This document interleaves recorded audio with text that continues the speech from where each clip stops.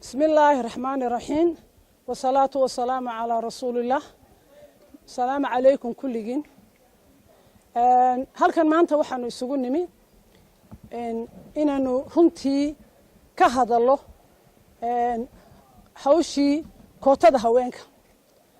waxaanu marka u horeysa mahad kaliya laaba u direynaa madaxweynaha Soomaaliland dawladdiisii soo weydaari soo dhexmariyay golihii maxay tahay wasiirada oo isagu noo soo tuuray kuna soo diray wakiilada inay timaado.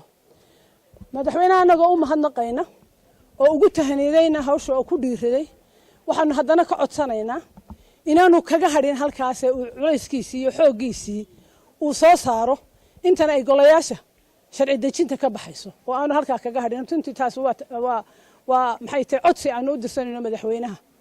waxaan kaloo codsi u dirsanaynaa golayaasha wakiilada shirgudoonkooda iyo wakiilada intaba inaanay yaraysan kootada haweenka, inaanay yaraysan.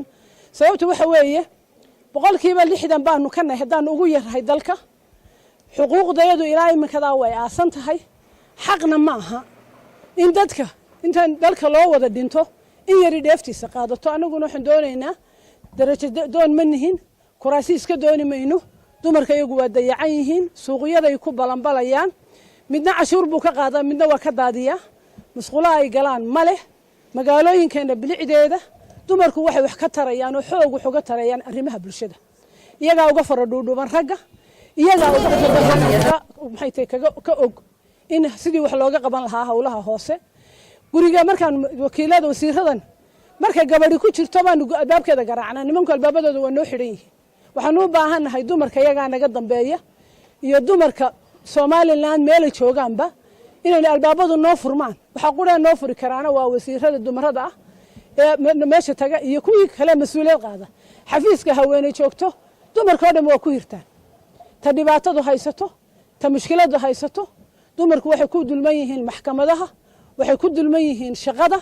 hablaha Soomaaliland jooga maanta dawladeena ballaaran dhowr iyo 20 sano jirtay inta gabadh maxay tahay gudoomiye waaxeedii way yartahay. hadday jirtona kuwaana maanta qoladii hadda timid daaqada ka saartay gabigooduba xabadii meel wanaagsan haysatayna. waxaa jira dumar ilaa iyo dhowr iyo 60kii u soo shaqaynayay wasaaradaha oo weligood dhaafin xog hayn. dumarku dalka way ku dulman yihiin. waxaanu doonaynaa inaanu ka qayb galo. xaq baanu u leenahay, diintayada noo fasaxday. wax naga mamnuucaya ma jiro. dadka hoosta ka guuxaya ee naga soo maxay tahay ka soo horjeedan waxaan u sheegaynaa dulmiga iska daayay.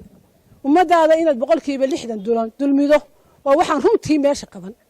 xaq baanu u leenahay, waana u dagaalamaynaa. ha lagu talagalo. golayaashu ha ku talagaleen inaanay maanta hoosta dhigayn.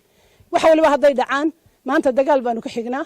waxaa dumar dabadeeda jooga oo runtii halkaa qoraxda waxay u fadhiyaan arrintaa inay taageeraan. waanu u taageeraynaa. inta kale gobolladuna imika inoo taageerayaan. ballan baanu sanadka ka qaadnay inaanu ka mudaharaadno haddii la marin waayo arrinta iyada. waxaan doonaynaa wakiilada annagoo si sharaf leh xushmadoodana ilaalinayna, si sharaf leh uga codsanaynaa inaanay arrinta iyada dhayalsan, inaan sidoodii hoosta la dhigin, inaan dhexda laga soo celin. waanu diyaarnahay. waxaan doonaynaa inaanu golayaasha gallo. waxaan doonaynaa inaanu dalka taladiisa ka qayb gallo. waxaan doonaynaa nabadgelyada dalka